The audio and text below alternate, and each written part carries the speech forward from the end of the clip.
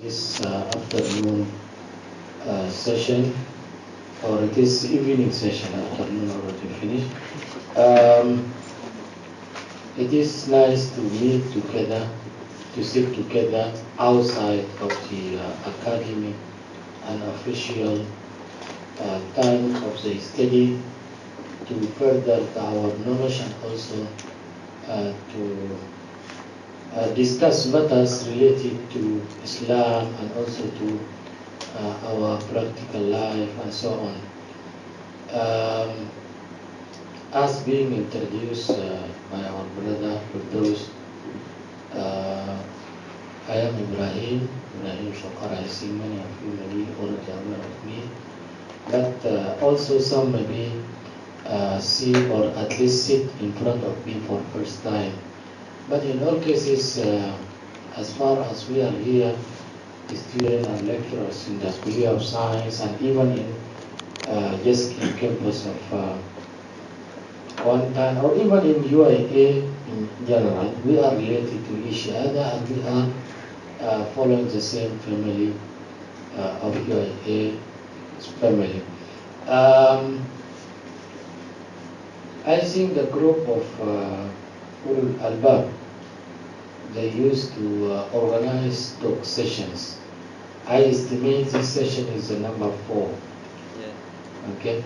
All of them about the Islamic thought and specifically about the Islamic philosophy. We are not following systematically or systematic way, but in all cases we're trying to approach the Islamic philosophy from different dimensions.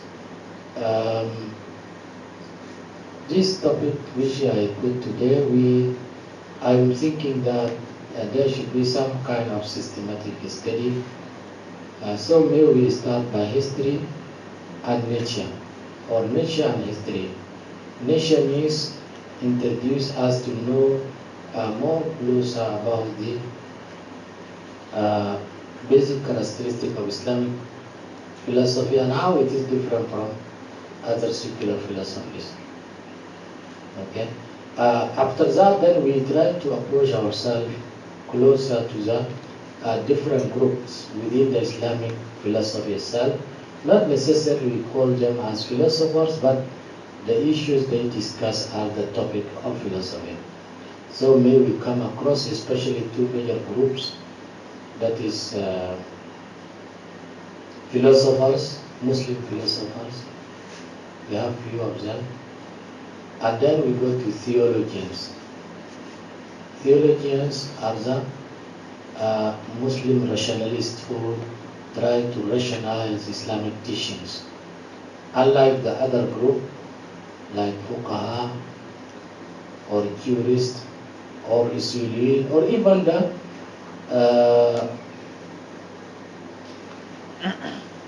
mufassirun or even Ahl Hadith, all these groups, they try to interpret the Islam based on the linguistic perspective. But theologians, they use rationality and raise questions about so many issues. So we try to approach that way. But before I go, actually I was thinking, since we already give almost 4 sessions, then we try to find more proper name to this meeting, so we are able to address it through official way. When we make announcement, then there should be more official name to it, or familiar name, not official, familiar name. So I was thinking or making in mind we can make it as forum for intellectual dispute. Okay.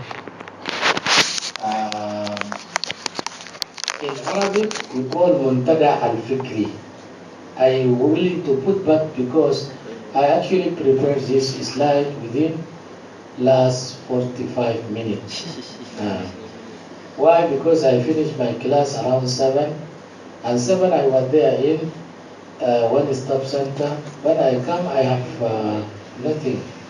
Of course, I can talk by mind, but the issue without Islam today is not sweet, or at least we are unable to communicate each other better. Of course, more better than that is to share your face from me to the slide. So no need to see me so much, but see the slide. So I prepare this, but see, actually I just addressing the basic things. So before we go this, if you have no objection, maybe we initially call this meeting as Forum for Intellectual Discourse. For this, may we establish some kind of objectives to address. And these objectives, maybe I draft it and then I give to Brother Firdaus. Later we come and confirm it, including maybe introduction, major objectives, and also members. When I come, I saw there is list of attendees, those who are attending or those who registered on Ulul Albab group. I'm sure some of the senior maybe not are here, but if their names here, that is good. Why? Because if somebody contribute to establish something, we must appreciate and register this for the history. Many of you, after a few years, you are no more here, but your name will remain for those batch who come in. So that is one of the most important things. So I believe if brothers and sisters who share in the first few sessions, if their names are recorded or there is better. So we try to make them as group. May you call them Ulul Albab group as you now call it. So this group will continue. The people graduate, but the group itself must continue. Okay? Because I am telling you frankly, the big universities or the great universities, they do activities outside of academic life more. We have here co-curriculum activities, but these activities also, many of them are not so much established. Okay, especially the courses given. Some of them are not being taught by established people. But in all cases, better to have such programs, because really we need to develop our skills. Before we graduate, we learn a lot of things. I'm telling you frankly, I learned in the time of the university more than I learned in my own life. Why? Because at that time, in Egypt, we have what we call a Sudanese Student Association. Just like your SRC. But our number is quite big, not like this. We are almost 10,000 students.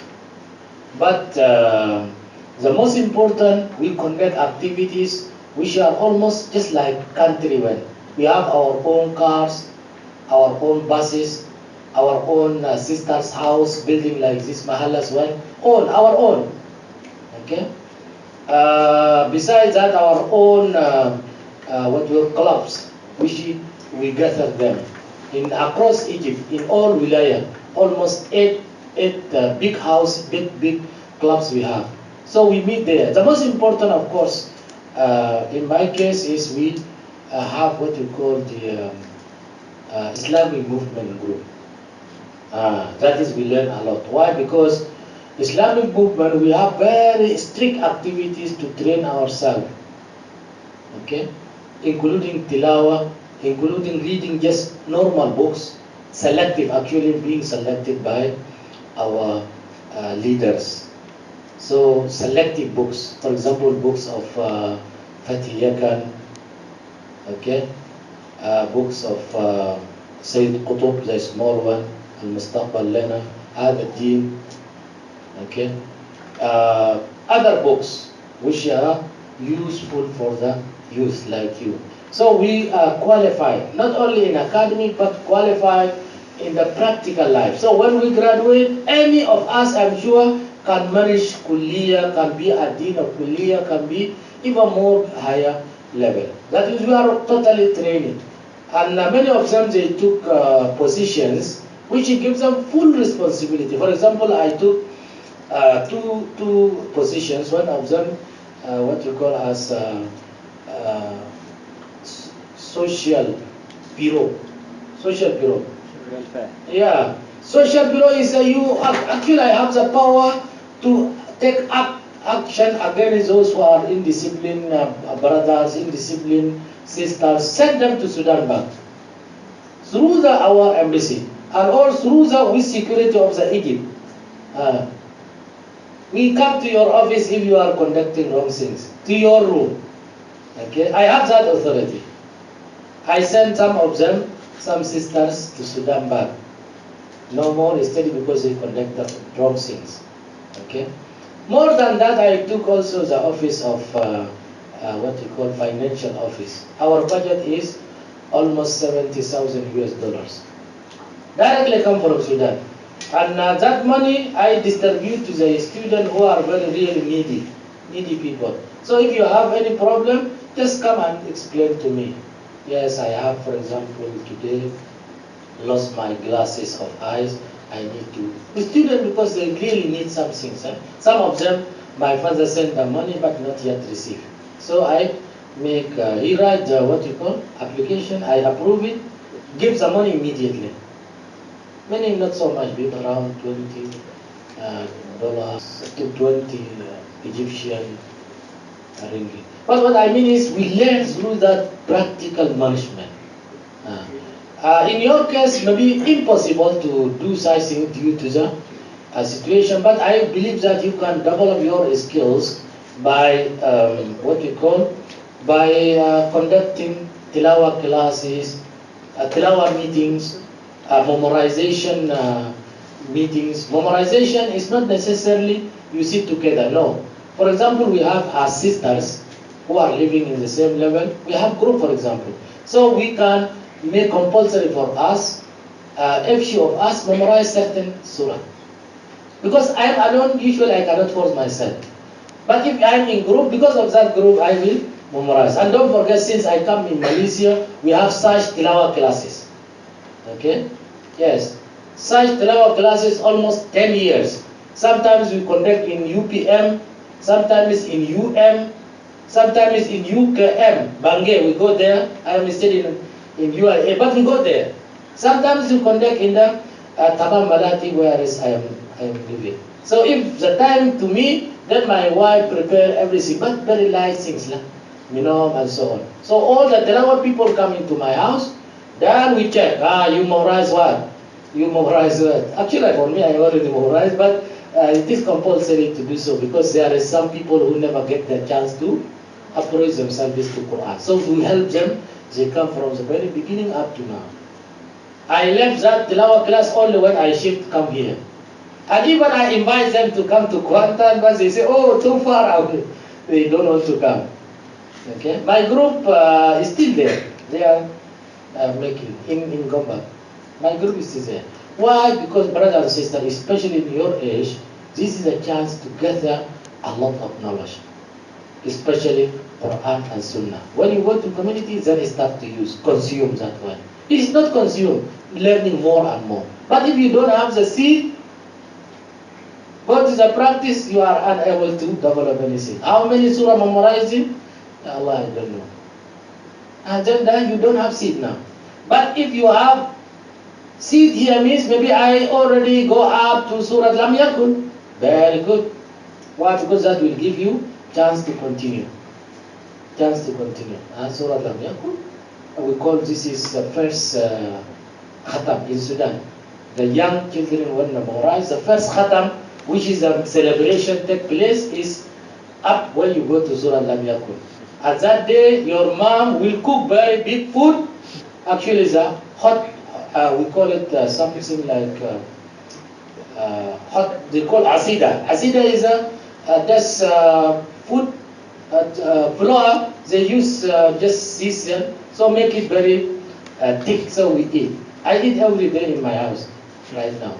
So this one, they must have made big one. So when they bring, we take the hot one, we remove the, what you call, rombot, and then we apply. Ya Allah, very hot. So he ran.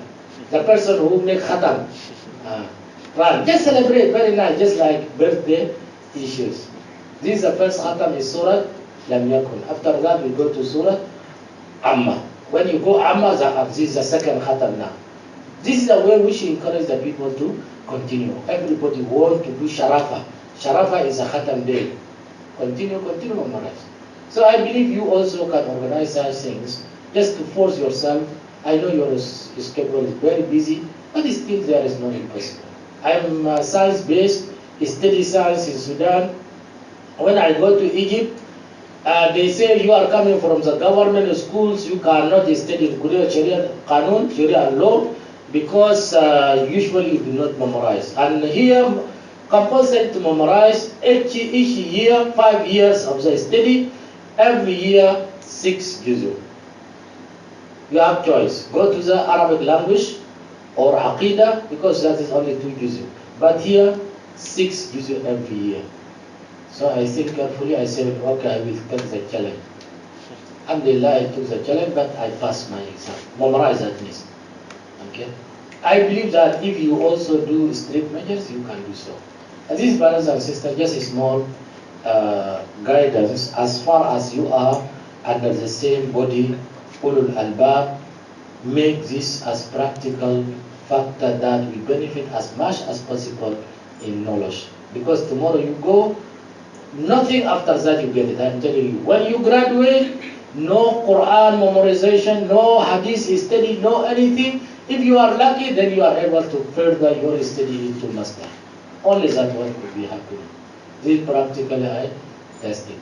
So to qualify yourself for any skills after graduation, almost impossible. So do it before too late. For this topic, I'm trying to recall the Islamic philosophy and philosophers and the different groups of the Muslim who discuss the philosophical ideas, even though they does not call or they do not call us philosophy. Why? Because that will be give us some mentality that really there is philosophy in the Quran itself, but we are unaware of that. Okay, our ulama earlier, of course, they call hikmah because Quran uses a term, but we are nothing wrong to stop on terminology, no problem. May you call hikmah, may you call philosophy, but we need the real exercise of that knowledge. So philosophy enables us first to think clearly. Second, to convince ourselves by what we believe or what we say, because we need evidence. And this evidence should be based on rational basis. Third, we are able also to convince a person who talk with me. Okay. The more important about all this is you are able to acquire knowledge in more better systematic way.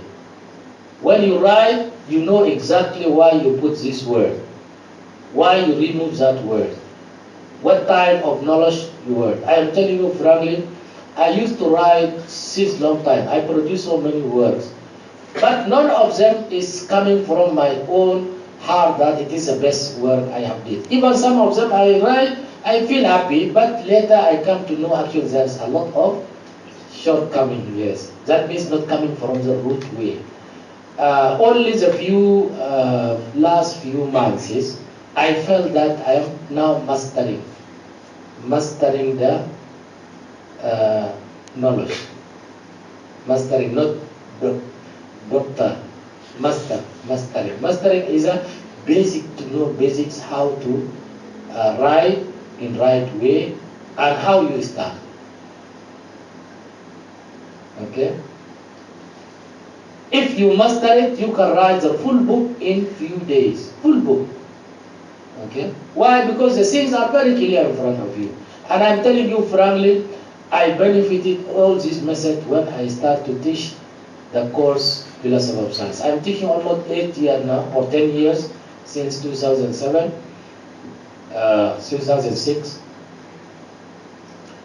The clear view was not getting yet. I tried to write the textbook several times, but clear view is not, even though I have a course outline, but I'm not totally convinced with to write down according to the course outline. But I believe that right now, if I sit, I can write textbook in very few days. Okay? Why? Because I didn't calculate it. The things are very clear to me. But you need long process too. In your case, for example, you listen to such talks, I'm sure you will reach the point which I'm reaching now earlier. Why? Because you already got it. I didn't get guidance in the early history except few cases. So you are able to do. Let us just go. This is some topics. Actually, I suggesting maybe this could be guiding us to talk. Number one is the meaning of Islamic philosophy and how it could be different from other philosophies. The major themes or the major topics, basic topics, what are the issues or the subject matter of the Islamic philosophy. Then number three, we have the basic groups, major groups of Islamic intellectuals. Issue of this actually almost full book except meaning. Major themes, full book. Major groups, also full book. Muslim philosophers and also nature of their thoughts. That means from number three, we identify who are the Muslim philosophers or those who involved in philosophical thought. Then may we see differences among them. If we go to the philosopher, maybe today we go to philosophers a little bit. Then we come to theologians. Theologians, they are philosophers, but they use what we call as, or they are started from the assumptions of the Holy Quran to go to nature. Philosophers from nature go to the, or they try to prove Quranic concept based on the natural facts, philosophers. But theologians opposite. They start from Quran, go to nature. So the way is different. And that is why when you study, for example, the writings of Al-Farabi, for example, and then you come back to Al-Ghazali. Ghazali is theologian, but he discussed with philosophers.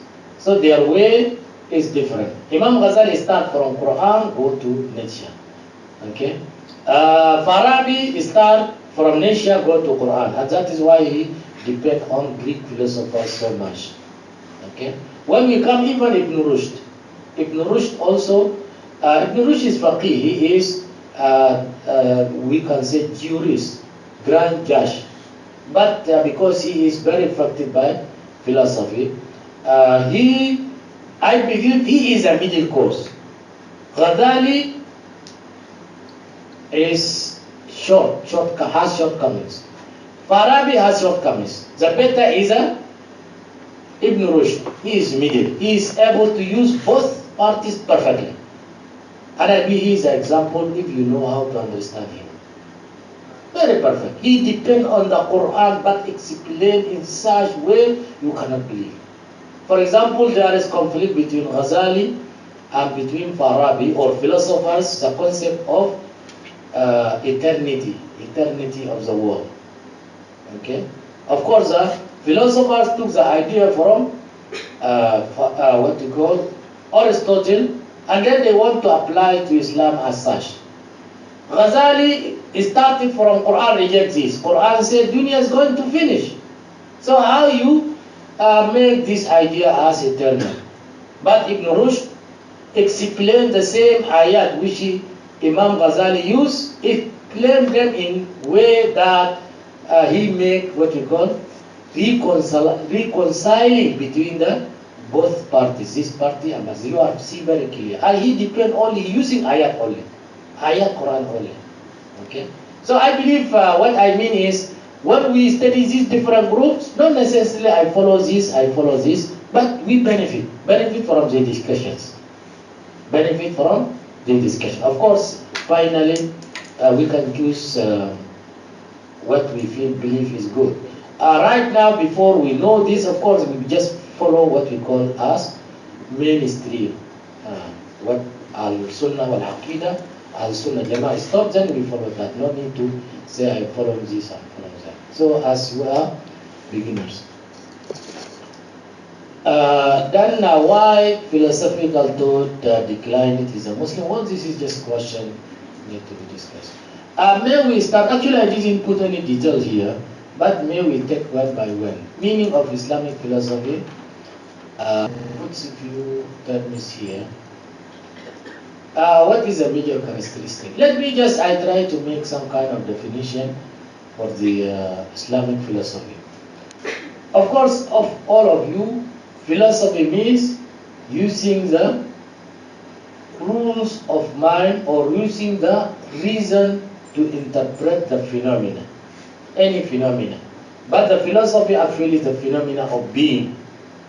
So may we say philosophy means use a reason or aql or mind to interpret the whole being. Okay? Using the mind or intellect to interpret or to understand the whole being. The term whole being, as we are aware, it is consists of two, seen and unseen, yes. Or our ulama call ghaib and shahada. So when you use a reason to understand both seen and shahada, we consider that way is philosophical way. This philosophical way sometimes is associated with revealed knowledge, with revelation. For example, Quran. Okay? So in that case, may we call as theology. Theology. Rational understanding of the world could be associated with science also. Science here means knowledge which is based on empirical evidence, observable evidence. So when the philosophy associated with the knowledge of the empirical evidence, then may we consider as philosophy of science.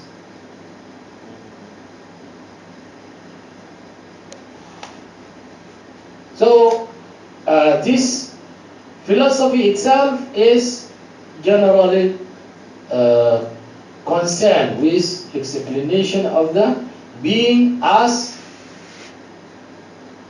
seen and unseen as well. Of course, the major problems of the philosophy come from unseen, which we call metaphysics. Yes.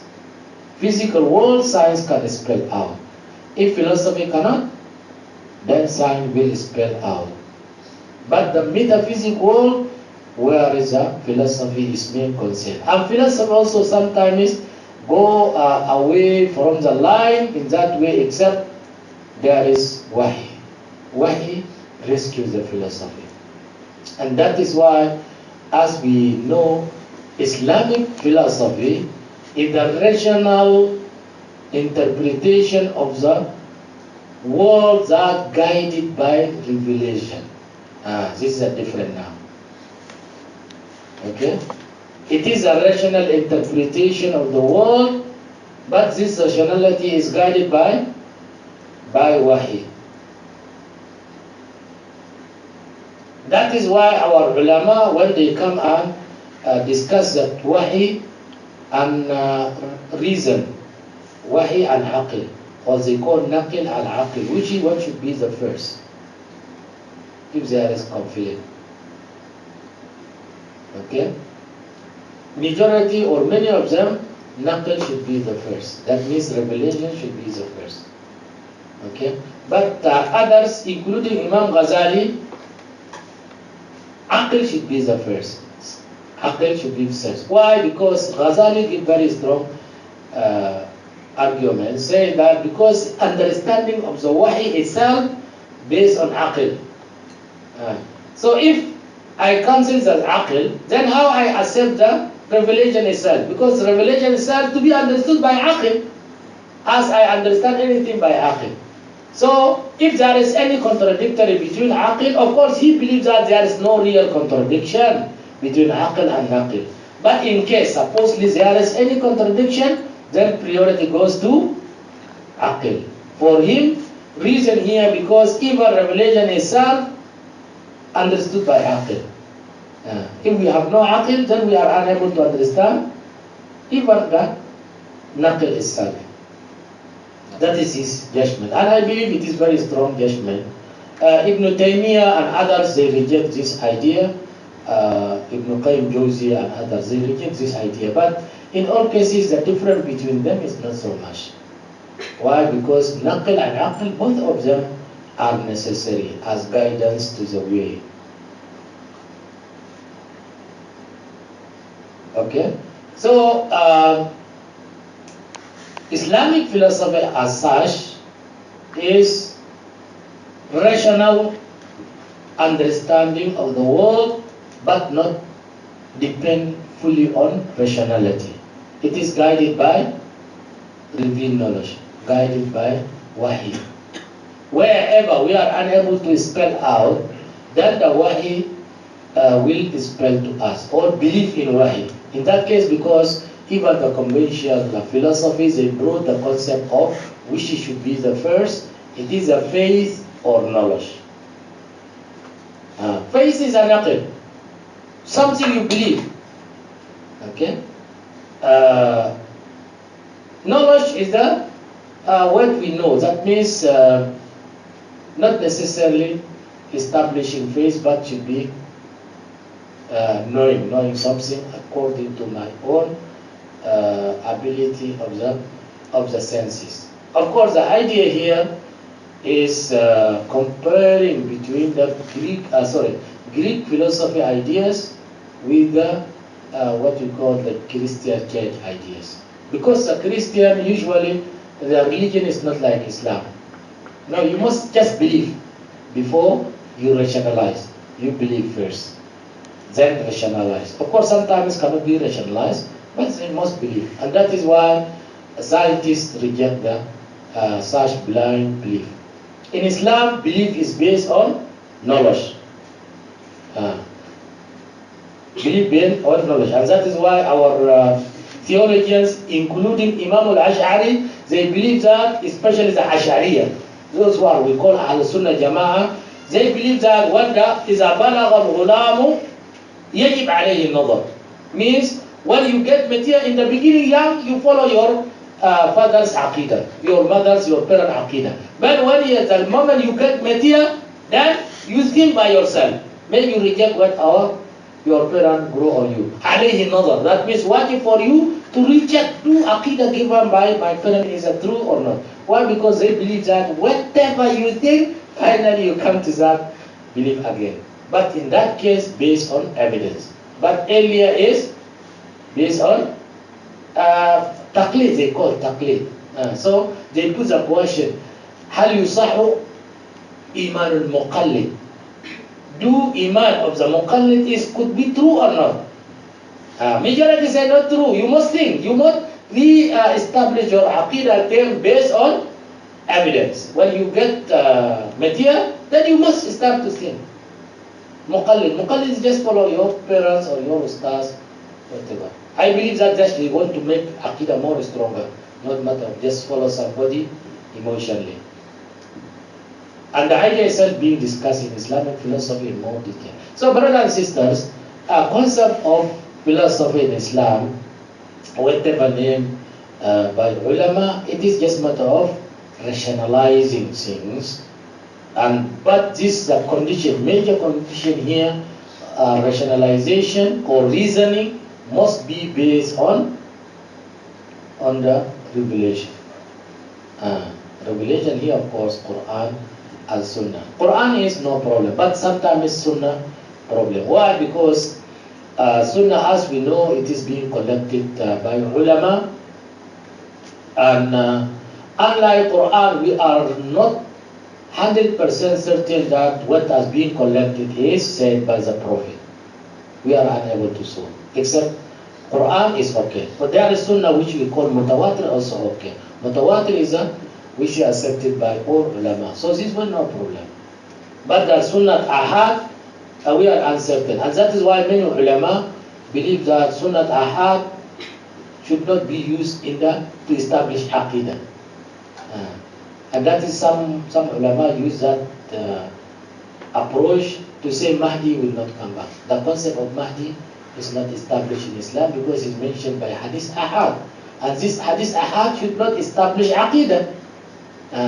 Concept of Mahdi, they say no, this is just issue of Mu'tazila, not Mu'tazila, Shia. Something. But unfortunately, of course, this idea is not so acceptable because this hadith, yes, it is hadith ahad, but it is mentioned in highest collection of hadith, Bukhari and Muslim. So you cannot talk to the public and say Mahdi will not come. Why? Because public will get confused because it's already mentioned in Bukhari Muslim, and our principle is things which he mentioned in Bukhari Muslim, we take it seriously, except what should be clearly contradicting with the Holy Quran, then we deal with it a little bit different. Okay? So these are the sources of our knowledge. We are unable to reject them. So anything there, we take it, at least in the public level, we must take it. That means you cannot sitting in Jarama say that Mahdi will not come. Actually, this hadith is Bukhari Muslim, hadith ahad. This ahad cannot establish Aqidah. No, that is wrong. And that is why Imam Ibn Rushd condemned Ghazali, because Ibn Rushd believes that Ghazali should not talk some topics to the public like that, because makes them confused more than giving them knowledge. This is Ibn Rushd's view. Ibn Rushd, he said that Ghazali talked to the public, writing generally, things which should not be discussed as such, create more confusion. That is his view. So, brothers and sisters, I am telling that in Islamic context, the philosophy or rational thinking is always work within the boundaries of wahi, boundaries of revelation. What Quran mentioned is strictly limited by that. But here also you should differentiate between two things. Number one is what Quran said by what we call as strict meaning, which everybody understand in such way only. And this we call it muhkamat.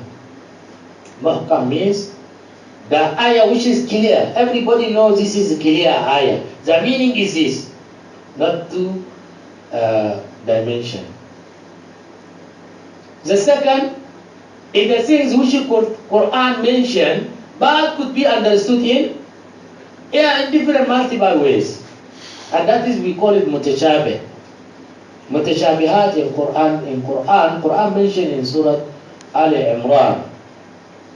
هو الذي أنزل عليك الكتاب منه آيات محكمات هن الكتاب. People of the kitab is a muhkam. Okay? وأخرى متشابهات. Mutashabih, ulama said, actually I conduct in my thesis almost 50 pages about the mutashabih and muhkam. Okay? So the term mutashabih in Islamic literature used in different way. Sometimes similarities, similar ayat. For example, the ayat which start similarly, also they call mutashabih. And books there, some books they call mutashabihat. When you go, then you see this one. Al-Nadhair wal-Mutashabih. Al-Mutashabih wal-Nadhair. Nadhair, that is a similar ayat. Just like ayat Surah Baqarah. Surah Baqarah 164. And the ayah of Surah Ali Imran 190 to 91. Both of them start the same way, but when you go, one of them go like this, the second go like this. So if you are not well-established memorizer, mashallah, when you are reading, You are reading in Surah Baqarah, but suddenly you found yourself in Surah Al Imran. Ya Allah, how I come this? Because you just slide. Because Quran says, إن في خلق السماوات والأرض واختلاف الليل والنهار لآيات لأولي الألباب الذين يذكرون الله قياما وقعودا وعلى جنوبهم ويتفكرون في خلق السماوات والأرض ربنا ما خلقت هذا باطلا سبحانك فقنا. This Surah Al Imran. Surah Baqarah is not the same way. وإلهكم إله واحد لا إله إلا هو الرحمن الرحيم إن في خلق السماوات والأرض واختلاف الليل والنهار والفلك التي تجري في البحر. See, go this right way. If you are not careful, واختلاف الليل والنهار لآيات لأولي الألباب. But he said واختلاف الليل والنهار والفلك التي تجري في البحر بما ينفع الناس وما أنزل الله من السماء من ماء فأحيا به الأرض بعد موتها وبث فيها من كل دابة وتصريف الرياح والسحاب المسخر بين السماء والأرض إن في ذلك الآيات لقوم يعقلون. This way, other way. This is called متشابه. متشابه, why? Because if you are not good memorizer, then you go like that. And actually, I remember Sheikh of the Tahfiz. The best memorizers, they make debate. Debate means I mention one mutashabih, you bring 3 mutashabih in the same place from the ayat. Ya Allah. Then you go jump to another place. Then he jump and bring 2 more. Ya Allah. So they defeat. One of them defeat. One of them confuse and go other way. Then he defeat it. Go away from line now. Very nice, eh? Yes. Sometimes Sheikh himself do like that. When he working, Sheikh is very memorized, of course. Very memorized. So you come and قل هو الله أحد الله الصمد, then you stop. لم يلد ولم يولد. Continue, open for you and go. Then the other way here says that لم يكن الذين كفروا من أهل الكتاب. Okay. والمشركين and go on. Huh? He just working. Whoever is stop, he just open for him and go. So many students around him. Everybody waiting for opening now. But Sheikh, he is working never one. He is doing his job actually. This is a high memorization we call Goni. Goni is the person who totally excellent. Excellent. Unfortunately, such memorization, many of them never study the fiqh. Only memory, and that is a problem. Yeah. So, brothers and sisters, I come back again. This is Islamic philosophy. Always it is guided by wahi. By wahi. This wahi should be based on the muhkamat. Mutashabihat give right to everyone to claim.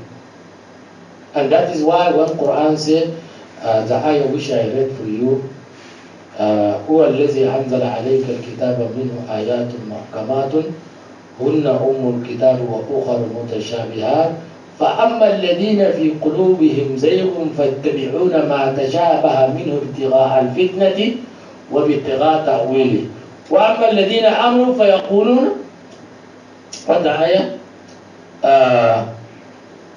first actually وما الذين آمنوا يقولون آمنا به كل من عند ربنا. So Ibn Abbas saying that actually I am from the Ulul Albab because Quran says Ulul Albab. Because Quran says وَمَا يَعْلَمُ تَأْوِيلَهُ إِلَّا اللَّهِ. Okay, then it start again. It start from the beginning because وَأَمَّا الَّذِينَ كَفَرُوا فَيَتَّبِعُونَ مَا تَشَابَهَ مِنْهُ ابْتِغَاءَ الْفِتْنَةِ وَابْتِغَاءَ تَأْوِيلِهِ وَمَا يَعْلَمُ تَأْوِيلَهُ إِلَّا اللَّهِ. Then it start وَالرَّاسِخُونَ فِي الْعِلْمِ. So if you stop, then mutashabih, nobody knows except Allah. Stop there.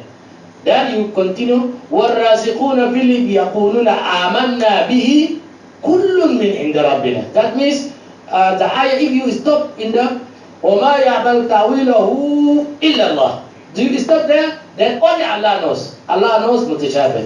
But if you continue, Allah knows mutashabih and also وَالرَّاسِخُونَ also knows the mutashabih. So you continue, not stop. I think when you read Tilawa, you come to that area. وَمَا يَعْلَمُ تَأْوِيلَهُ إِلَّا اللَّهُ. Then start. وَالرَّاسِخُونَ فِي الْعِلْمِ يَقُولُونَ آمَنَّا بِهِ كُلٌّ مِّنْ عِندِ رَبِّنَا وَمَا يَذَكَّرُ إِلَّا أُولُو الْأَلْبَابِ. Continue. But Ibn Abbas, who is Habar means alim of this ummah, and this title given by Sahaba, and our Prophet actually touched his head and give dua, Allahumma allimhu ta'wil, faqihu fi din wa allimhu ta'wil, and that is he became Habar of the ummah. He said that actually I am the ulul albab, because Quran said, if you want to continue, وَمَا يَعْلَمُ تَأْوِيلَهُ إِلَّا اللَّهُ وَالرَّاسِخُونَ فِي الْعِلْمِ. وَالرَّاسِخُونَ, that means continue. Allah knows the mutashabih, and also رَاسِخُونَ فِي الْعِلْمِ also knows the mutashabih. And you continue. So Ibn Abbas reading like this. Ibn Abbas never stopped at وَيَعْلَمُ تَأْوِيلَهُ إِلَّا اللَّهُ. Stop there. Then Allah only knows. How about the وَالرَّاسِخُونَ فِي الْعِلْمِ? Do they know mutashabih? No. Because you stop in the إِلَّا اللَّهُ. Allah only knows. Okay? But Ibn Abbas, he never stopped there. He continued. Okay, you understand the point? Why I'm saying this? Because Quran is qati' itself as source. But understanding of Quran is still debatable. Except what you call? The first one is what? Muhkam. Muhkam Kitab. The basic, the Muhkam one, nobody has anything to say. But the Mutashabih, everybody can understand him in one way. Of course, there is Arabic language which should guide us all. We should not break the Arabic rules. Arabic rules. When I give you another ayah, just to confirm, sometimes the way of reading Quran could establish different type of ahkam. The ayah of Surah Nisa, which says that يا أيها الناس يا أيها الذين آمنوا إذا قمتم إلى الصلاة فاغسلوا وجوهكم وأيديكم إلى المرافق وامسحوا برؤوسكم وأرجلكم إلى الكعبين. The meaning is, O Muslim, if you are intending to go to Salah, then wash your face and your hands. This is wudu itself. But when you come to the Arabic, because this term is clearly mentioned, إِذَا قُمْتُمْ إِلَى الصَّلَاةِ, that means you want to be ready for Salah. فَاغْسُلُوا وُجُوهَكُمْ. فَاغْسِل means what? Wash. So wash is clear now. Wash the face, clear. فَاغْسُلُوا وُجُوهَكُمْ وَأَيْدِيَكُمْ. وَأَيْدِيَكُمْ. Yet, this is all yet. But Quran says, إِلَى الْمَرَافِقِ. This is a mirfaq.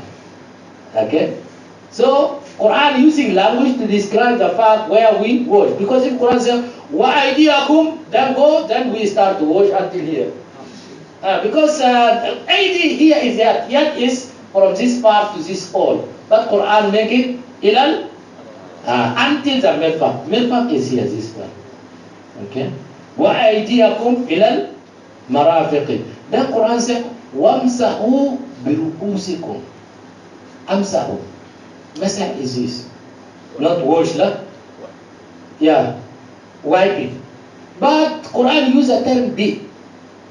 B. B has so many meanings. So Imam Imam Malik and his student Imam Shafi'i, they are different here. Imam Malik said, Biru'usikum mean ilsaq. Bi ilsaq here. Bi ilsaq means put like this. Don't do just like this. No, put like this. That means the whole head, but put. Not like this. Yeah? Okay. B means ilsaq. He called ilsaq. Ilsaq means touch. This is the meaning B, because B can be ilsaq, and the second meaning of B is tabi'id. Tabi'id means what? Part, not whole. That is why Imam Shafi'i believes that B here tabi'id. Tabi'id means what? Enough if I just make part. Part is enough. But Malik, no. Put like this. So you go to Mauritania, Sudan, Morocco, Egyptian, Tunisia, then you don't do what you do here in Malaysia, do like this. No, they say, no, you must go and do again. So what I mean is just because normal people usually they follow very strictly. And especially in Malaysia, nobody asks you. If you make mistake, it is yours. But in Arab, nobody leave you. They disturb you so much. Anything, believe that it is wrong, ya Allah. They disturb you. Sometimes they ask you, go and do again. You get actually boring. I'm sure if Malaysians just go, never come back. Because Malaysians usually do not willing to be disturbed. They do not disturb people, and they also don't like somebody disturbs them. So if you wrong, you correct yourself. But nobody asks you to do this and that. But in Arab country, ya Allah, disturbing so much. Yeah. Disturbing so much. Everybody faqih. Of course, many of them are orang jahil, but they show. And everybody want to teach you how to do things, ya Allah. So please, when you visit these countries, be careful. What I mean is, if they ask you to do something, you just say, okay, yes, and just go what you want to do. Not necessary to quarrel with them. So if you go there, then you try to apply all. Why? Because Malik and Shafi'i, both of them, agree applying is the best. Applying the whole is the best. But what the difference between them is, what is wajib? Wajib for Malik is whole. Whole is a wajib. But Shafi'i wajib is part, yes, just part of it. If I make it part, it is wajib. But if I do it all, that is the best. That is the best. So this is a different. But the major difference, I'm actually just shifting your attention how the Quran, which is qata'i. Qata'i means absolutely correct and absolutely bad. But to understand the Quran text itself, the ayah mutashabih sometimes leads the people really in different areas. So this ayah, Malik and Shafi'i different because of the bi ru'usikum. Then ayah continues saying that wa arjulakum. Arjula. This is what Ahlus Sunnah Jama'ah read. Shia read no. Wa arjulikum. Li. Why? Because they call atf. Atf means what? Atf means you follow the term wa, the same. For example, if I say Brother Firdaus came and Sister Aisha, an. What is an? So this is, they call it, the same hukum goes to that one also. He came, that also came. That is the meaning. Okay? Ja'a Fatima wa Aisha. That means Shafi also came. This is a fiqh perspective, what we call a grammar of fiqh. So what here, what should be go to the nearest word we mentioned. Nearest word before arjulakum is biru'usikum, correct or not? So if we do actually it is kasr, not fatha. That means what? Wamsahu bi arjulikum. Okay? Wamsahu bi ru'usikum wa arjulikum. Why? Because bi arjul maksur here. It is what you call in Bahasa Melayu? Yeah, from down, correct or not? But what is read by Sunnah is wa arjulakum. They go back to before ru'usikum is what? Aydiyakum, correct or not? Before aydiyakum is wujuhakum. Aghsilu wujuhakum wa aydiyakum wa aghsilu arjulakum. That is the meaning. Wash your face, wash your hands, and wash your legs. That is the meaning. But Shia say no. This arjul must go to ru'us. Ru'us is mezhab, so arjul also mezhab. That is why they read arjulikum. Arjulikum. So they follow this. Actually, it is one of the riwayah sahihah. Riwayah sahih. Arjulikum is there as riwayah. But the Muslim take the riwayah which is arjulakum. Arjulakum. So the hukum of the leg now, or the what you call foot now, is washing or wiping? Washing. So how you prove this? How you prove this is washing? How to prove washing? then you do atf to arjulukum, to the aydiyakum and wujuhakum. The first two. That means you escape. This is actually a little bit changing in the Arabic grammar itself. Why? Because the rule in Arabic grammar, the first go to the first. For example, if I say Fatima go, okay, Aisha came and Firdaus. Now Firdaus do came or go? Huh? Because I say Fatima go, then Aisha and Ahmad came. Or Firdaus, just to be clear. So Firdaus now go or come? Go. According to the Arabic rule, Firdaus go to the nearest. Nearest here, not the first one. First one is go, whatever not. Then the nearest, the second one who came, then he follow, because that is the nearest in the text. Hukum of the Firdaus go to the nearest. So we cannot conclude that he go. No, this is not correct in Arabic as general. But some cases happen. In Quran sometimes, Atfi go back. I remember when we study fiqh sometimes, the word here, then after maybe long, then you got another word which is up to the first one. This is language. So brothers and sisters, maybe I took long time here, but it's good. To understand Quran is good. And this is the way which our ulama detect the fiqh from the Quran and Sunnah.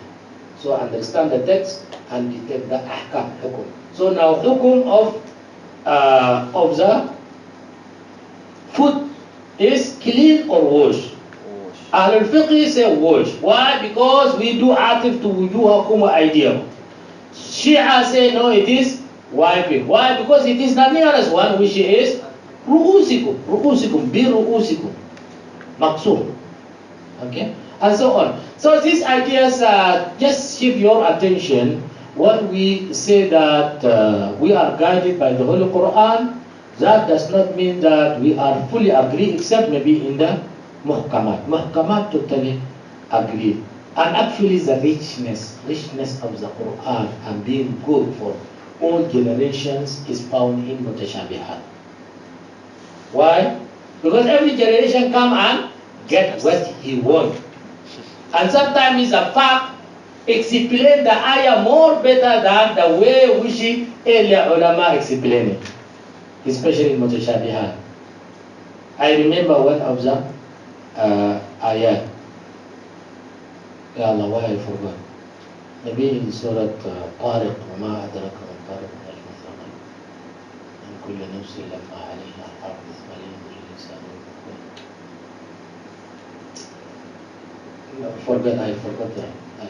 But what I mean is, some ayat Quran practically the time come explain exactly the way which we Islam or Quran meant. But earlier ulama explain the other way. Maybe the one of the examples is banana. Surah Qiyamah, لا أقسم بيوم القيامة ولا أقسم بالنفس اللوامة أيحسب الإنسان أن لن نجمع عظامه بلى قادرين على أن نسوي banana.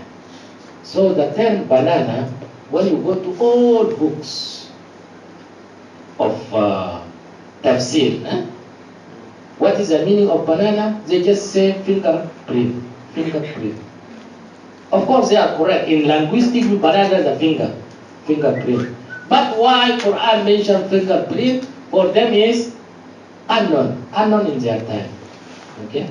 Of course, today we are able to know meaning of this ayah better than the fuqaha because they don't have technology to explain. So if I ask you what is the meaning of banana now? Fingerprint. Yeah, fingerprint is a language. That is what Ash-Shatibi, not Shatibi, Qurtubi, Ibn Kathir, Tabari, all mention it is a fingerprint. But what is the meaning of the fingerprint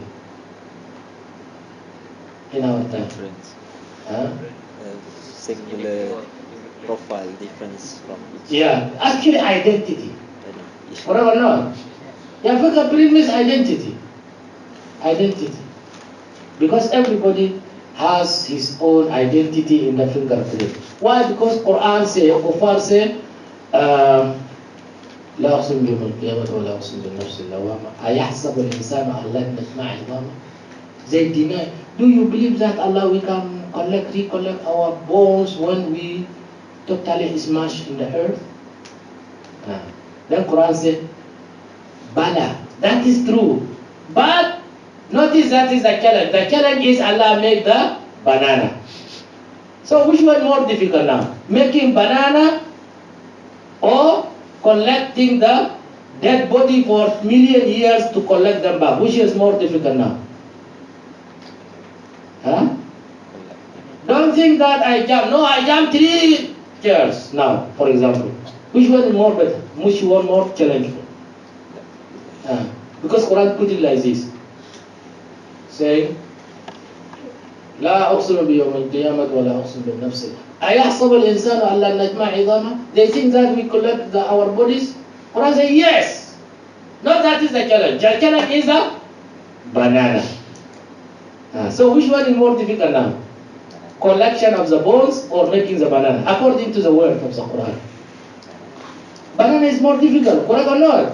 Don't think this, I do this. That is the meaning. Correct or not? Quran says that don't think that Allah do not able to collect. No, Allah able to make the banana. So the challenge here to the kuffar is the making of the banana, which is more difficult now. But the difficulty for those people never know. Why Quran mentions this? Quran never mention other things, for example, which is more difficult in their time. They never mention. Why? Because but they believe, usually ulama earlier, if they didn't understand the meaning, that they say Allahu a'lam bi muradi, or they say hikmah Allah knows. Let the others come and explain. Okay? Alhamdulillah, today, why the banana is challengeable? Why? Because banana carry identity. Bone do not carry. Of course, even bone also we are able to know today carries identity based on DNA. Correct or not? Yes. But in all cases, banana was very clear for the Arab in that time. Why I'm talking about this? Because I want to shift your attention when we are guided by the Holy Quran in the rational perspective is, Quran is not all the same. If somebody challenges you, says, this is what Quran says, yes, I believe, but how you understood the Quran itself?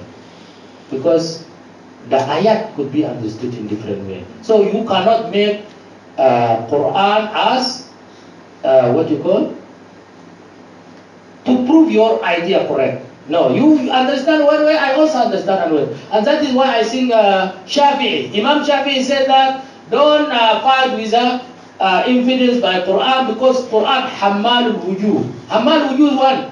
Hammal wujuh means what? Could be understood in different way. But you fight with infidels with Sunnah. Because Sunnah explains the Quran itself. Okay, with Sunnah. And that is why Imam Shafi'i really concerned with them. This is just to confirm that, brothers and sisters, we exercise philosophy, but this philosophy is guided by the Wahy. Philosophy in number 2 is also known by our ulama, wisdom. Especially Ibn Rushd always give the name wisdom to philosopher. Okay? And then to philosophy. And the philosophers, he calls them hukama, hakim. Hakim. Even Aristotle, he gives name Hakim. Why? Because I surprised Ibn Rushd was very tolerant. Very tolerant. He never condemned any thought because of the way the person believed. No, he just, even though he's jurist. Jurist means faqih. Faqih means ulama today. Ulama today, they are intolerant. Only they have one way. If you divide them, ya Allah, they say, kafir, go away, and so on. Okay? Or mushrik, especially in Saudi, ya Allah, very easy to say, like this. It's no good. Ibn Taymiyyah was perfect.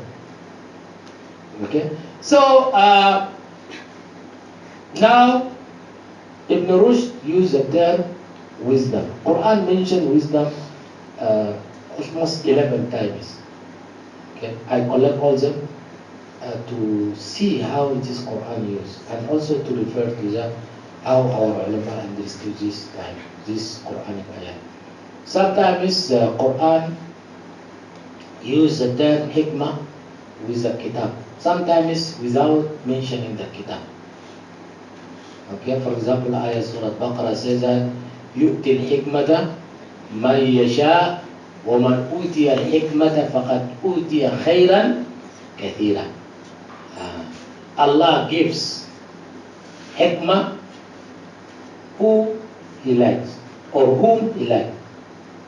And whoever given hikmah, Allah give him a lot of khair, banyak good.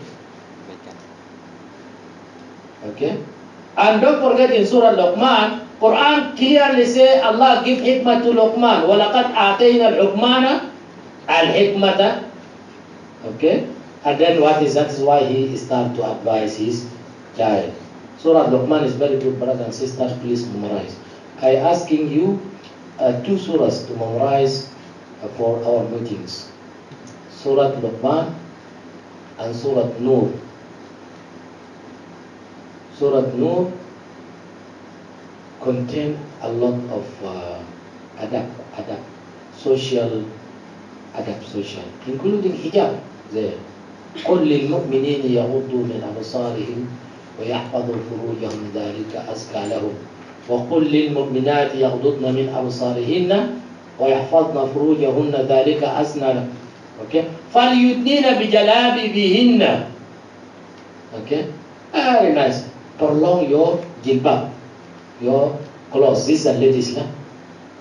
Don't make it until the knees here, like Chinese people. Don't show around. Quran mentioned. This is Surah Nur. Nur is Nur really. Allahu nuru samawati wal ardi mathalu nuri kamishkatin fiha misbah. Quran say in the same ayah, okay, this is for the family. For the family, don't knock the door of the father and mother 3 times. 3 kali in the hari. من قبل صلاة الفجر. Okay. وحين الظهيرة. ظهيرة in the midnight. ومن بعد صلاة العشاء. Adab. Quran no. Adab to the children. Please memorize Surah Nur. Allahu nuru samawati. Wisdom mentioned, Quran mentioned in other place. Many places actually. One of them I see in Surah Al-Jumu'ah.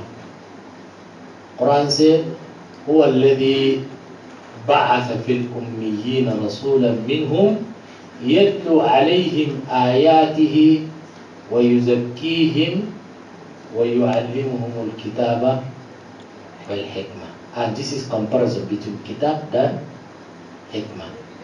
That one, no kitab, just hikmah. وَلَقَدْ آتَيْنَا الْلُقْمَانَ الْحِكْمَةَ أَنْ اشْكُرْ لِلَّهِ.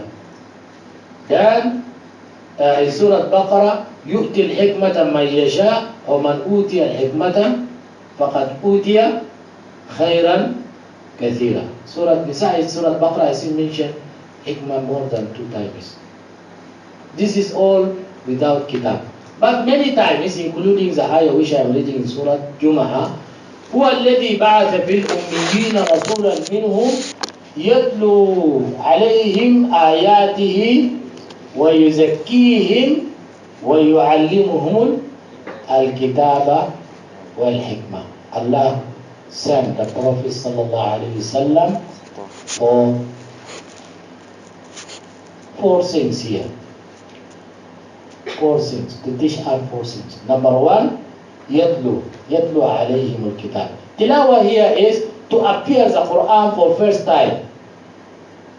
Just like اقرأ باسم ربك الذي خلق. Just read. Just appear it. قل هو الله أحد إذا جاء نصر الله. Just like you read to your child. He never know before Isaiah. I have 3 kids go to the Tadika, so they give them Isaiah. So when they come to need to memorize, of course. But the problem is how they pronounce the Isaiah. إذا جاء نصر الله. But they say what? إجازة.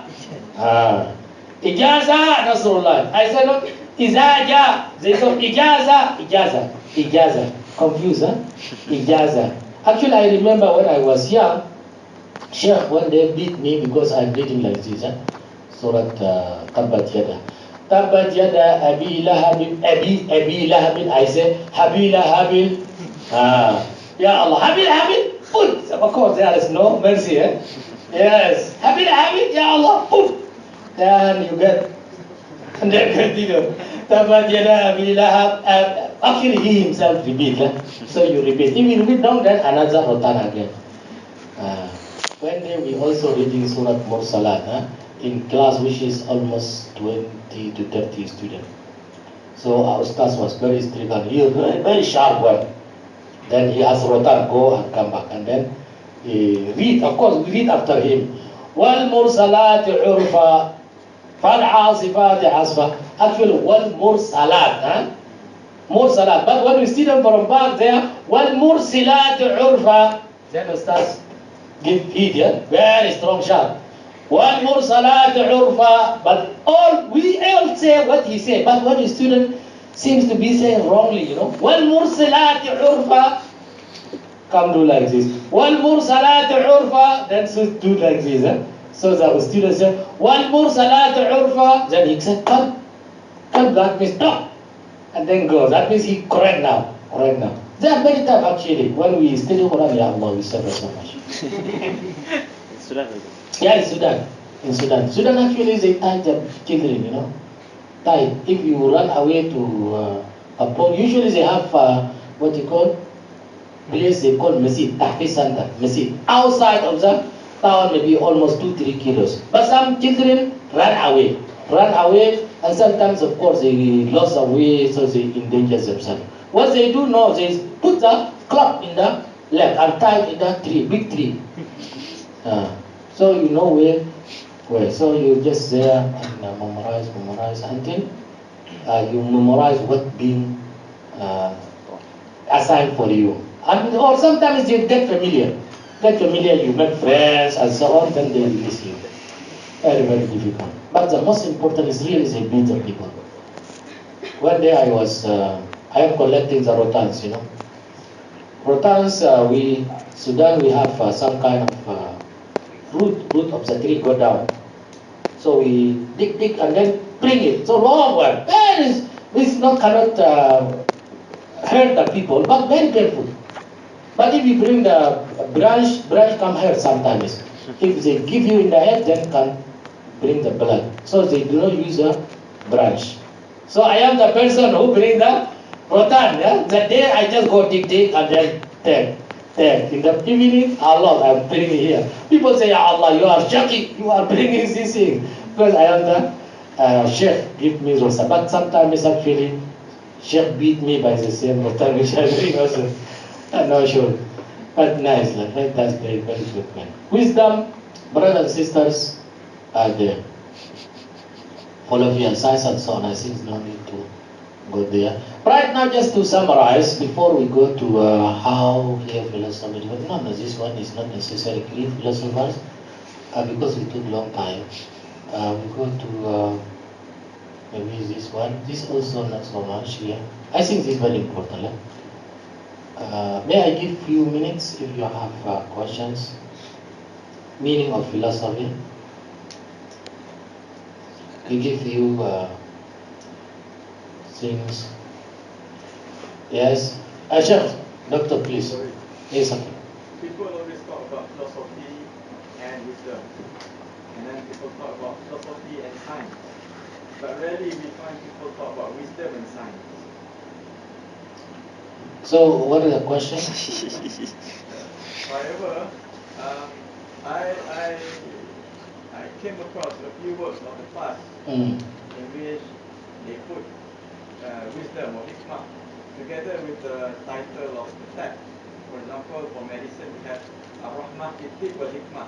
Yeah. But these days we no longer produce such work. Yes, that's Okay, true. so when they like Atib, tip, one hikmah, like that. Why do they put it in that way? Yeah, sometimes actually they put that. I think both statement you mentioned, Doctor, I think very good, because science and hikmah is necessary. Tip and hikmah also necessary. How? Because let us come to the tip and hikmah first. Tip is a medicine, correct or not?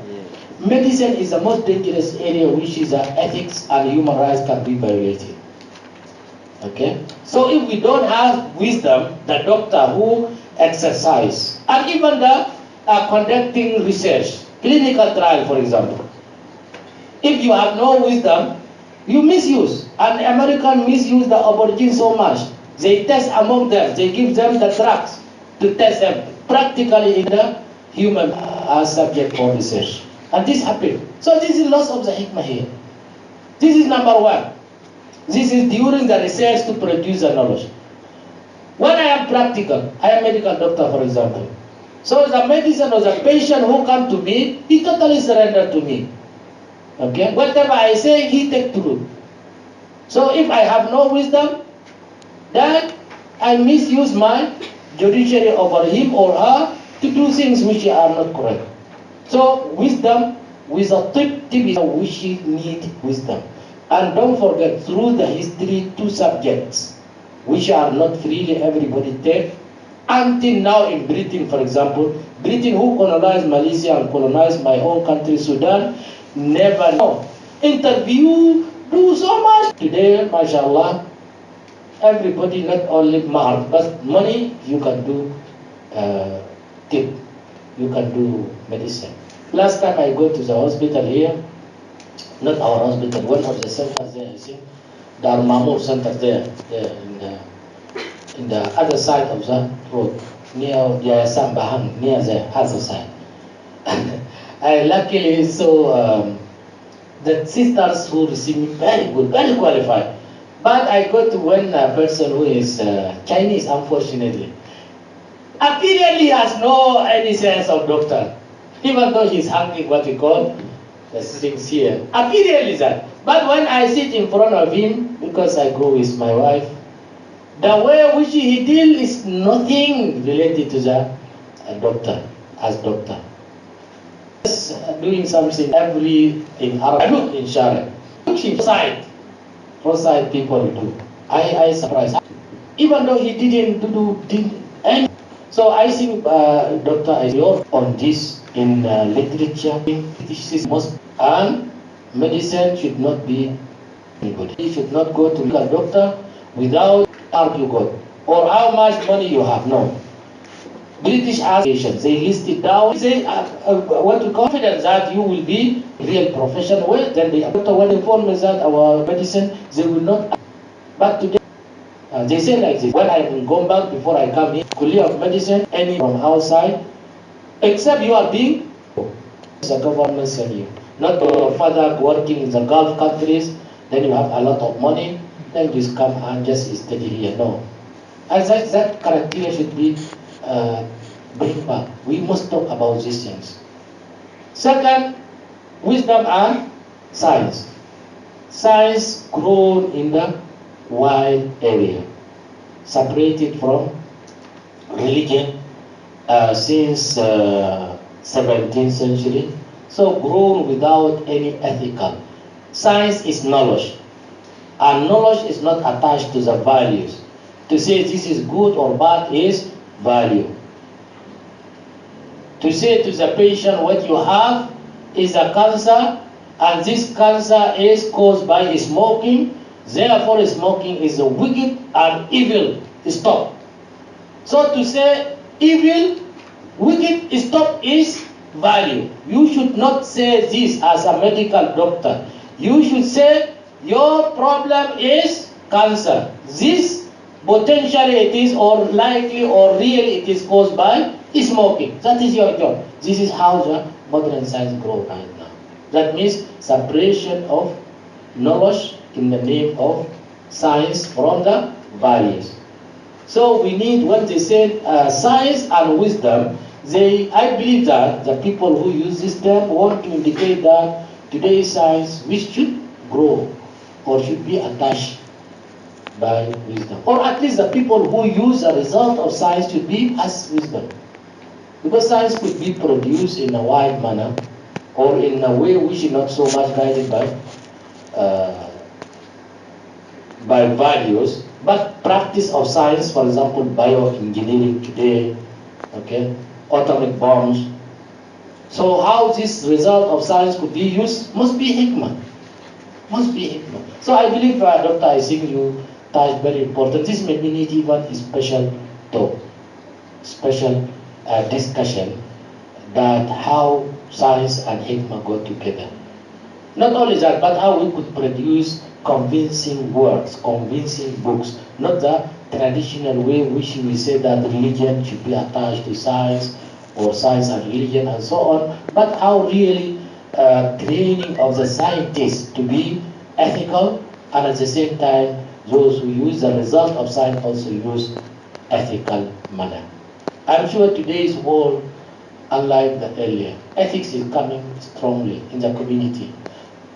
Just this morning I've been discussing with a postgraduate student, one of them asking me, what about the fires break out in Israel?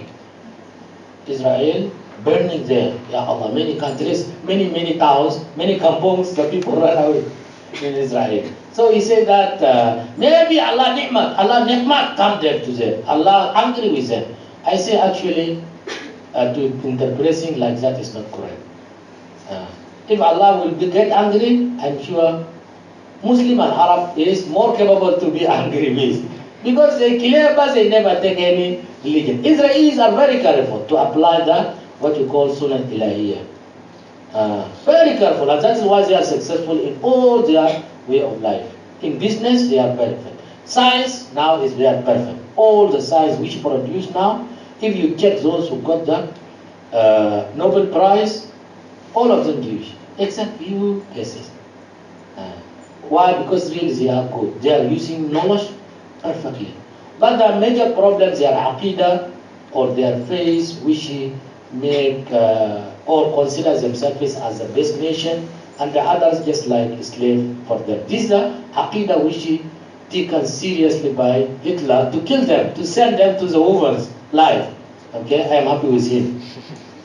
Okay, of course the process is not good, but to make the Yahud feel such way sometimes is good lesson. So I told this person who told me, I am saying that we should not interpret things like that, but we should interpret more reliable. May Allah's anger there, but Allah mentioned already after the Prophet ﷺ defeating in Uhud, he said that تِلْكَ الْأَيَّامُ نُدَاوِلُهَا بَيْنَ النَّاسِ. That day is defeating and progress is a sharing issue between the people. Even our Prophet defeated and his teeth has been broken, but now Allah says that بَيْنَ النَّاسِ, you nas, manusia, you manusia, kufar also manusia. That is Khalid ibn Walid who defeats them also manusia. Of course later he come and convert to Islam, but when he defeats the Muslim, he was kafir. So Quran says you manusia, and you also manusia. Khalid ibn Walid manusia. That means what you call? Nas. And also you Prophet and Sahaba, you also nas. So the law of God among you is the same. Only when you take the Islam in different way. That is Quran say, Inna lanansuru rusulana. We will support our rusul. We support them as far as they are holding. Of course, Rasul himself, no problem. But their followers sometimes make mistake. And exactly this is what happened in Uhud. So, brothers and sisters, science today need to be tightened a little bit with the wisdom, with the hikmah. Otherwise, go so wild. That fire which is break out in Israel. Science is not in our hand. If it is being controlled by the wicked people, we will be in danger. Latest information I got that some Israelis actually trying to study Palestinian DNA system, so they could develop some kind of weapons, like what you call? Bioweapon. Yeah, virus. like virus or like biological weapon. We should only follow certain DNA people. So if we are Israelis and Palestinian here, then somebody come and bomb and go, then just Palestinian die. Israelis just go, do like this and go. Very dangerous, correct or not? Yeah. Yeah, this is a science. So science without wisdom is dangerous. Thank you very much, I think, Dr.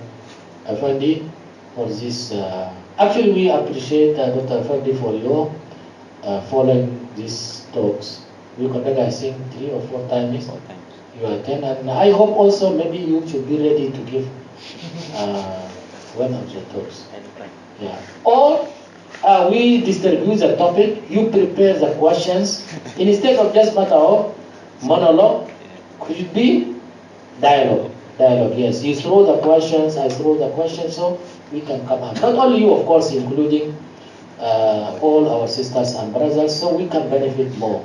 The basics may I present, basic I present, but you should raise your questions during I talk. Because when we're talking is boring. Yeah. I worry after a while, then you start to sleep. Because addressing mind makes the mind tired. Yeah. When you get tired, then you sleep. Just like my tiring today. Okay.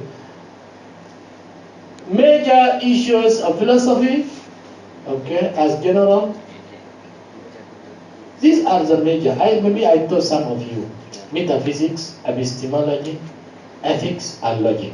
This is a traditional things which philosophers we should discuss. But when we come to the Islamic philosophy, then other topics around. I worry maybe when I go here, we will not be able to come back. So I just touch them and leave them for the next topic. Maybe next topic will be the major problems of Islamic philosophy. Why? Because they are a little bit different from the traditional one. I mentioned few of them because I am rushing. I just put examples. But if I go to the references, a lot of them. I put some books which really address these things here. I will give later. So the first problem is a problem of ilm and qudrah of God. How Allah knows the things? Because wallahu bi kulli shay'in alim. Wallahu bi kulli shay'in qadir. Qudra and ilm. So how Allah knows these things? This is one of the questions they raise. Of course, we can put this under epistemology. But epistemology usually is a conventional discuss human knowledge, not God knowledge.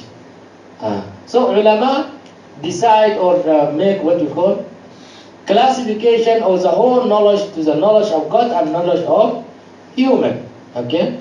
But they discuss knowledge of God also. How Allah knows things. Okay? Qadir, Allah Qadir, how He is able. So this is a metaphysical question they discuss when we go to the books of the Ilm al-Kalam, Ya Allah. So many topics like this. Okay? Second, Qada Qadar, the issue of Qada Qadar. This is actually, brother, until now, since early history and until now continue. Where is the boundary between my responsibility and Allah's responsibility? Why? Because Qada Qadar means what? Whatever you do is already decreed.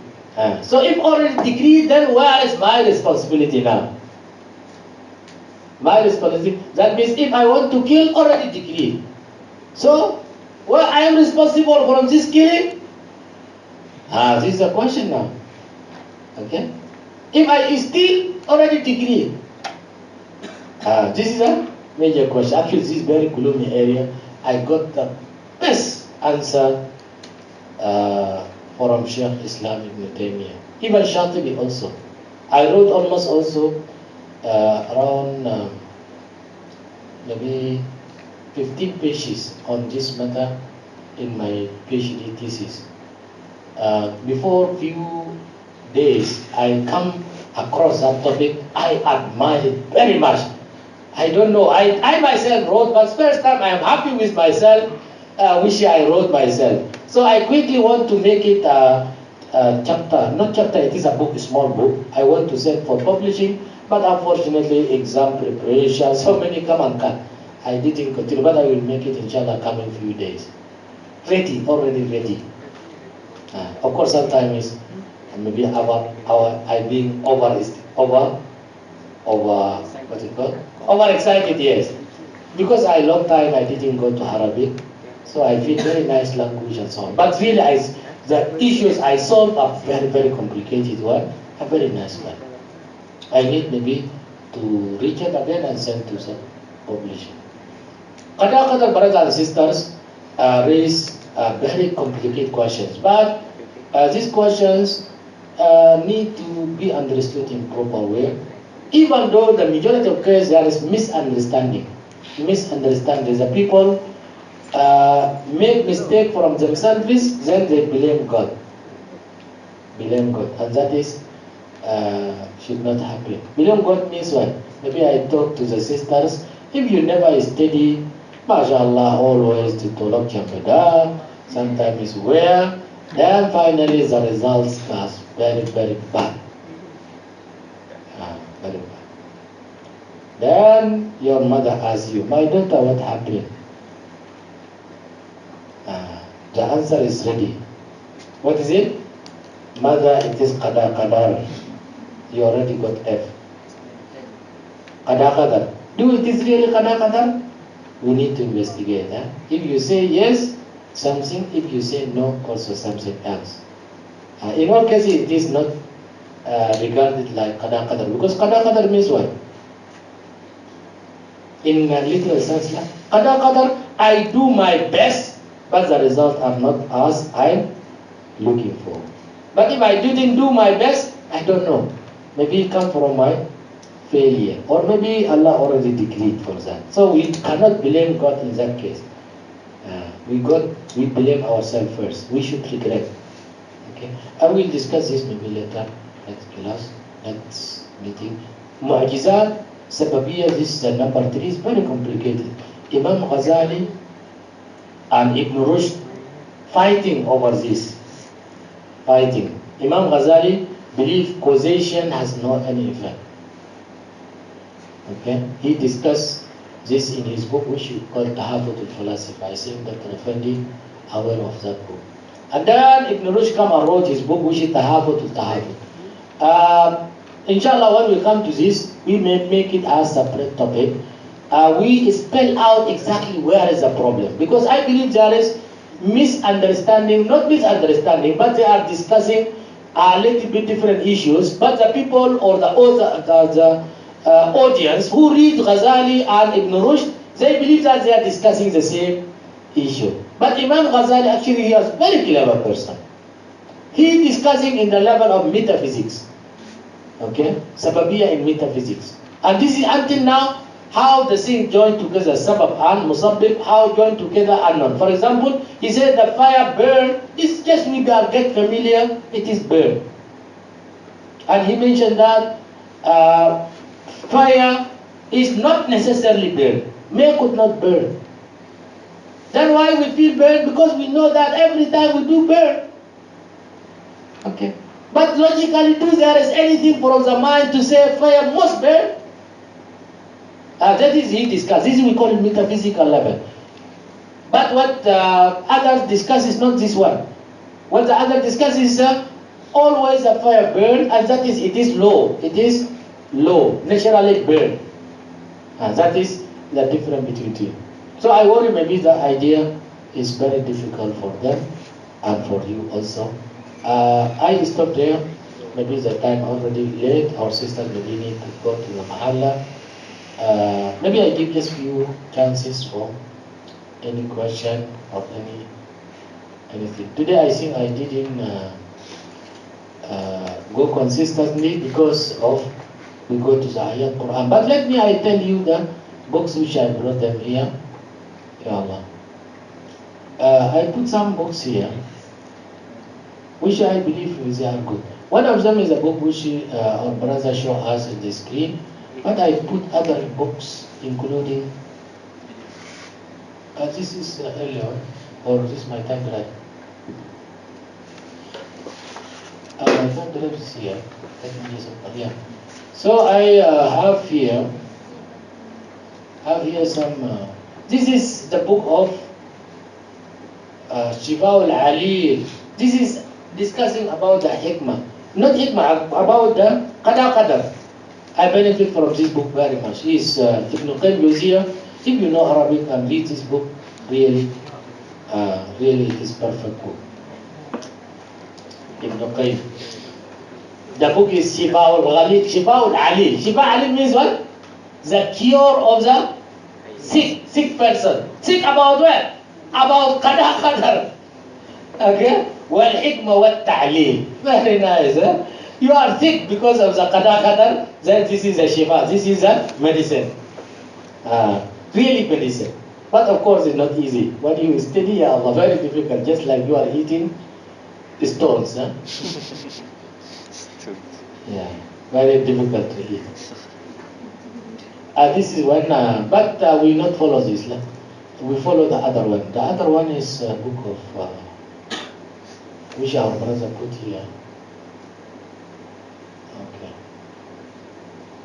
The other one, this one, I think I put it here. Yes, these are the book of Ali Sami Nashar. Ali Sami Nashar. He wrote this book in a very nice referencing system.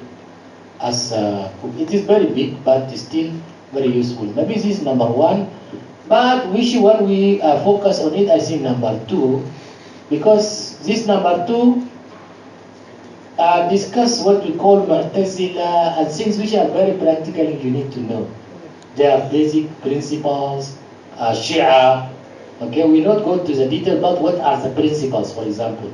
See, this is Nash'at at-Tashayyu'. Tashayyu' means Shia. This is the birth of the Shiaism. Okay, we will not go to detail, but we just see, for example, the topics, what is the Shiaism and so on. I will read by Arabic and then explain to you a little bit. So